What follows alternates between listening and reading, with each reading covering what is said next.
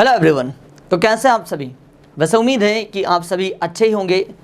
आज के इस वीडियो में हम लोग यूज़ देखेंगे और वो यूज़ आएगा सारे के सारे continuous tense, present continuous, past continuous and future continuous. आइए शुरू करते हैं। तो हमारा जो टॉपिक है साथियों वो है आपका कॉन्टिन्यूस। कॉन्टिन्यूस, ठीक है। अगर कॉन्टिन्यूस की बात करें तो कॉन्टिन्यूस का मतलब होता है लगातार, ठीक है। और कॉन्टिन्यूस टेंस लगातार काल या सतत चलने वाला काल, ठीक है। आइए शुरू करते हैं। सबसे पहले हम लोग बात करते हैं प्रेजेंट कॉन्टिन्यूस की, ठीक है। प्रेजेंट कॉन्टिन्यूस की अगर हम लोग हेल्पिंग ऑफ की बात करें तो उसकी हेल्पिंग ऑफ होती है इज, एम एंड आर, ठीक है। Is, am and are. Past continuous tense की अगर हम बात करें तो इसकी हेल्पिंग ऑफ होती है was and were, was and were. Future continuous की अगर हम बात करें, फ्यूचर कॉन्टिन्यूस, ठीक है। फ्यूचर कॉन्टिन्यूस की बात करें तो इसकी हेल्पिंग होगी विल बी। देखिए साथियों, अगर हम लोग प्रेजेंट कॉन्टिन्यूस की बात करते हैं तो इसकी हेल्पिंग होगी इज, एम, आर। पास्ट की हेल्पिंग होगी was एंड वर। फ्यूचर की हेल्पिंग होगी विल बी, ठीक है। और एक और चीज़ इसकी जो पहचान होती है कि कोई व्यक्ति किसी काम को कर रहा है। प्रेजेंट कॉन्टिन्यूस की पहचान होती है कोई व्यक्ति किसी काम को कर रहा है। पास्ट की होती है कोई व्यक्ति किसी काम को कर रहा था। और फ्यूचर कॉन्टिन्यूस कोई व्यक्ति किसी काम को कर रहा होगा। जैसे मुझे अगर वाक्य बनाना हो, वह किताब लिख रही हैं, प्रेजेंट कॉन्टिन्यूस। वह किताब लिख रही थी, पास्ट कॉन्टिन्यूस।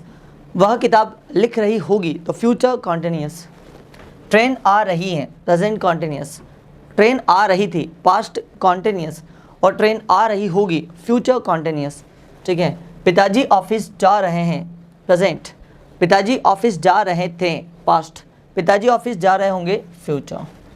कोई व्यक्ति किसी काम को कर रहा है, कर रही है, या फिर दूसरा इसके एक और आइडेंटिफिकेशन होता है हुआ है या हुई है ना। रहा था, रही थी, रहे थे, हुआ था, हुई थे, हुई थी, ठीक है। रहा होगा, रही होगी, रहे होंगे, या हुआ होगा, हुई होगे, हुई होगी, ठीक है। अब ये हुआ है, हुआ था, हुआ होगा, इसके वाक्य कैसे बनते हैं?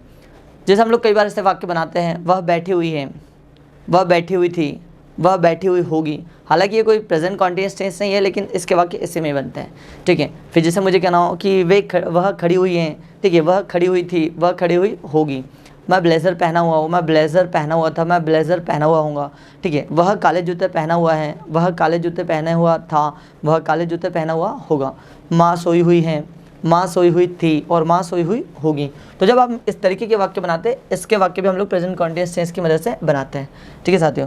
आइए आप देखते हैं कि कौन सी हेल्पिंग ऑफ का यूज़ कहाँ करते हैं, डिटेल में देखते हैं। देखिए, सबसे पहले हम बात करते हैं आई की, ठीक है। तो आई के साथ हम किसका इस्तेमाल करते हैं साथियों? एम का। फिर बात करते हैं singular subject he, she, it, कोई भी सिंगल नेम, इनके साथ हम क्या यूज़ करेंगे?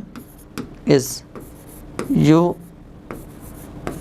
वी, दे और एक से अधिक नेम्स, इनके साथ हम यूज़ करेंगे आर, ठीक है।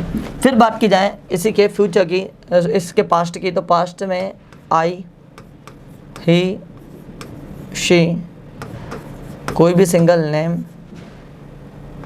यू, वी, दे और एक से अधिक नेम्स। तो यदि थर्ड पर्सन सिंगुलर या फिर आई हो तब आपको यूज़ करना है was, ठीक है। और यू, वी, दे और एक से अधिक नेम्स हो तो आपको यूज़ करना है वर। यहाँ पर इट भी लिख लीजिएगा, इट, ठीक है। और फ्यूचर की बात करें तो सारे के सारे सब्जेक्ट्स के साथ में आपको यूज़ करना है विल बी।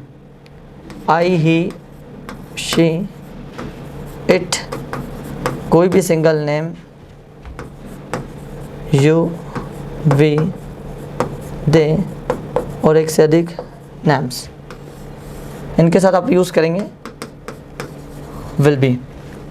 आइए साथियों देखते हैं, जब कोई व्यक्ति किसी काम को कर रहा है, कोई व्यक्ति किसी काम को कर रहा है तो आप यूज़ करेंगे इज एम आर और वर्ब में ing। कोई व्यक्ति किसी काम को कर रहा था तो आप यूज़ करेंगे वॉज वर, वर्ब में ing। और कोई व्यक्ति किसी काम को कर रहा होगा भविष्य में तो आप यूज़ करेंगे विल बी और वर्ब में ing, विल बी वर्ब में ing। हाँ, एक और चीज़, अगर आप कॉन्टिन्यूस टेंस पढ़ रहे हैं तो जो भी वर्ब की फर्स्ट फॉर्म होगी उसमें आपको ऐड करना है ing। क्या ऐड करेंगे आप? ing। जैसा मैंने यहाँ पर बोला सीखना, सीखने को बोलते हैं लर्न, और लर्न में ing लगा हो जाएगा लर्निंग। मैं अंग्रेजी सीख रहा हूँ तो आप कहेंगे आई एम लर्निंग इंग्लिश। मैं अंग्रेजी सीख रहा था तो आपको कहना है आई वॉज लर्निंग इंग्लिश। और मैं अंग्रेजी सीख रहा हूँगा तो आप कहेंगे I will be learning English. ठीक है साथियों, मतलब जितनी भी वर्ब आएगी सारी की सारी वर्ब्स के साथ में आपको यूज़ करना वर्ब में ing, क्योंकि आप कौन सा टेंस पढ़ रहे हैं? Continuous tense. और कॉन्टिन्यूस में भी तीनों टेंसेस देख रहे हैं, प्रेजेंट, पास्ट एंड फ्यूचर। कोई व्यक्ति किसी काम को कर रहा है इज एम आर, कर रहा था वॉज वर, कर रहा होगा विल बी, हुआ है इज एम आर, हुआ था वॉज वर, हुआ होगा विल बी। खड़े होने को बोलते स्टैंड, स्टैंड में ing लगा हो जाएगा स्टैंडिंग। क्या हो जाएगा? स्टैंडिंग। जैसा मैंने बोला वह खड़ा हुआ है कोई लड़का तो आप कहेंगे ही इज़ स्टैंडिंग। वह खड़ा हुआ था, पास्ट की बात करें तो ही वॉज स्टैंडिंग। इसी वाक्य को यदि आपको फ्यूचर में बोलना है तो आप कहेंगे ही विल बी स्टैंडिंग, मतलब वह खड़ा हुआ होगा। बैठने को बोलते सीट, और सीट में ing लगा हो जाएगा सिटिंग। ठीक है, कोई लड़की वह बैठी हुई है तो आप कहेंगे शी इज़ सिटिंग। ठीक है, और वह बैठी हुई थी तो शी वॉज सिटिंग, और वह बैठी हुई होगी तो शी विल बी सिटिंग। सोने को बोलते स्लीप, और स्लीप में ing लगा साथियों हो जाएगा स्लीपिंग। क्या हो जाएगा? स्लीपिंग। स्लीपिंग, अब स्लीपिंग का मतलब होता है सोना, स्लीपिंग का मतलब क्या होता है? सोना। जैसा मुझे कहना हो यह सोया हुआ है तो आप कहेंगे it is sleeping, it is sleeping. और यह सोया हुआ था तो आप कहेंगे इट वॉज स्लीपिंग। और यह सोया हुआ होगा तो आप कहेंगे इट विल बी स्लीपिंग। ठीक है, और जाने को बोलते गो, जाने क्या बोलते गो, और गो में ing लगा हो जाएगा गोइंग। जैसा मुझे कहना हो पिताजी ऑफिस जा रहे हैं तो आप कहेंगे father is going to office. पापा ऑफिस जा रहे थे, आप पापा सिंगुलर इसलिए यूज़ करेंगे was. Father was going to office. पापा ऑफिस जा रहे होंगे तो आप कहेंगे father will be going to office. ठीक है, अब हम लोग बात करते हैं प्लूरल सब्जेक्ट्स की, तो इनके साथ आपको यूज़ करना आर, वर, और फ्यूचर में सभी के साथ विल बी। जैसा एक और यहाँ पर मैंने बोला टीच, टीच मतलब होता पढ़ाना, टीच में ing लगा टीचिंग। आप पढ़ा रहे हो तो आप कहेंगे यू आर टीचिंग। आप पढ़ा रहे थे तो यू वर टीचिंग। आप पढ़ा रहे होंगे तो यू विल बी टीचिंग। और खाना बनाने के लिए बोलते कुक, और कुक में ing लगा हो जाएगा कुकिंग। फूड, खाना पकाना, कुकिंग फूड। जैसा मुझे कहना हो हम खाना बना रहे हैं तो we are cooking food, we are cooking food. हम खाना बना रहे थे तो बोलेंगे आप वी वर कुकिंग फूड, और हम खाना बना रहे होंगे तो we will be cooking food. ठीक है साथियों, अगला देखते हैं दे। दे के साथ भी आप यूज़ करेंगे आर, पास्ट में यूज़ करना है वर। Getting confused. ठीक है, कंफ्यूज होने के लिए बोलते हैं गेटिंग कन्फ्यूज्ड। बोले गेटिंग कन्फ्यूज्ड, गेटिंग कन्फ्यूज्ड। ठीक है, वे कंफ्यूज हो रहे हैं तो दे आर गेटिंग कन्फ्यूज्ड। वे कंफ्यूज हो रहे थे तो दे वर गेटिंग कन्फ्यूज्ड। वे कंफ्यूज हो रहे होंगे तो आप कहेंगे they will be getting confused. ठीक है, चिंता करने के लिए बोलते हैं गेटिंग वरीड, या फिर सीधा बोल सकते हैं वरी, तो वरी में ing लगा हो जाएगा worrying. Getting worried, getting worried होता है चिंता करना। जैसा मैंने बोला राहुल रोहित चिंतित हो रहे हैं तो Rahul and Rohit are getting worried. Rahul Rohit चिंतित हो रहे थे तो Rahul and Rohit were getting worried. Rahul Rohit चिंतित हो रहे होंगे तो आप कहेंगे Rahul and Rohit will be getting worried.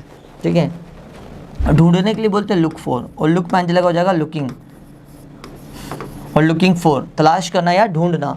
जैसा मुझे कहना हो मैं मेरा मोबाइल ढूंढ रहा हूँ, मैं मेरा मोबाइल ढूंढ रहा हूँ तो मैं कहूँगा I am looking for my mobile. मैं मेरा मोबाइल ढूंढ रहा था तो आप कहेंगे I was looking for my mobile.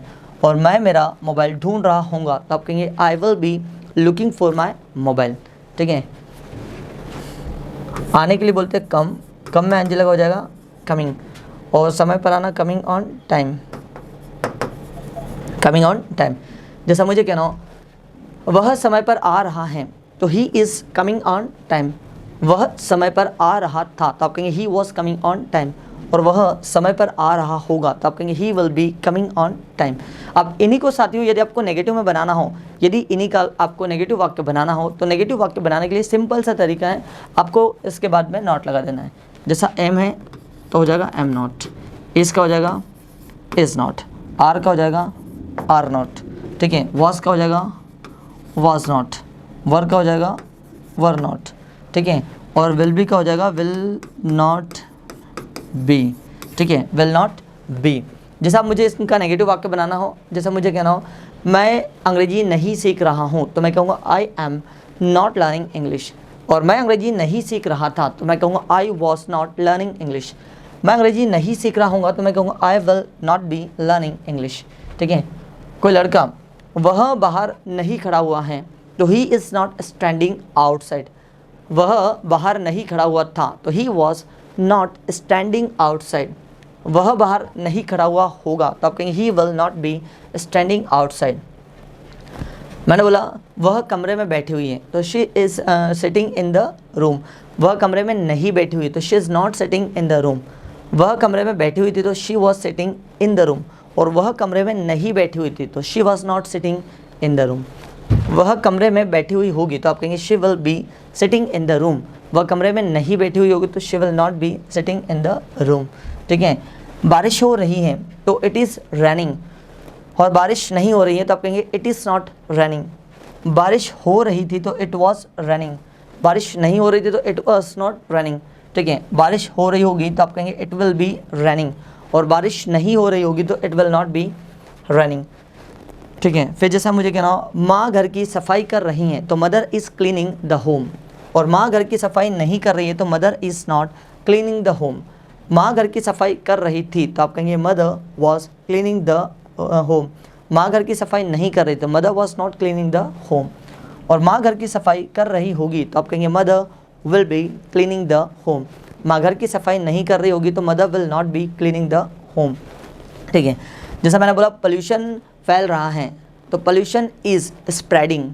Pollution नहीं फैल रहा है, तो पोल्यूशन इज़ नॉट स्प्रेडिंग।